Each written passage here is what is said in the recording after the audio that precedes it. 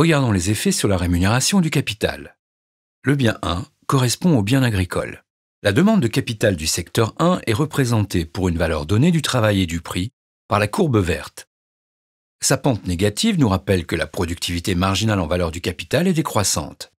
L'offre de capital du secteur 1 est représentée par la droite rouge verticale. Elle nous rappelle que le stock de capital du secteur 1 est donné. La situation d'équilibre initial est au point A. La rémunération du capital est R1A. Sur le graphique, la hausse du prix du bien agricole, le bien 1, se traduit par un déplacement vers le haut de la courbe de demande de capital du secteur 1. Suite à la hausse du prix, les producteurs de 1 souhaitent s'étendre. La concurrence entre les producteurs du secteur 1 pour attirer le capital disponible se traduit par une hausse de la rémunération du capital. Cette dernière se poursuit jusqu'à ce que la condition d'égalisation entre rémunération du capital et productivité marginale soit à nouveau remplie, c'est-à-dire au point B.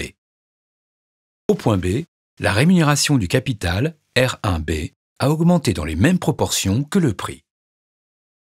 Comme nous l'avons vu, avec la hausse du prix du bien, la quantité de travail employé dans le secteur 1 a augmenté. Il en résulte un accroissement de la productivité marginale du capital qui se traduit par un autre déplacement vers le haut de la courbe de demande de capital. Le nouvel équilibre est au point E. La rémunération du capital correspondante est R1E. Comparons ce nouvel équilibre à l'équilibre initial. Au point E, la rémunération du capital est beaucoup plus élevée qu'en A. Elle a même augmenté dans des proportions plus importantes que le prix.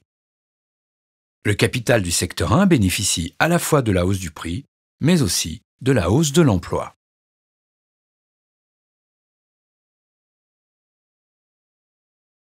Le bien 2 correspond au bien industriel.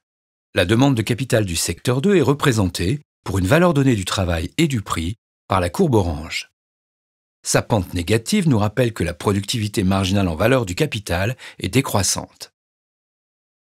L'offre de capital du secteur 2 est représentée par la droite rouge verticale.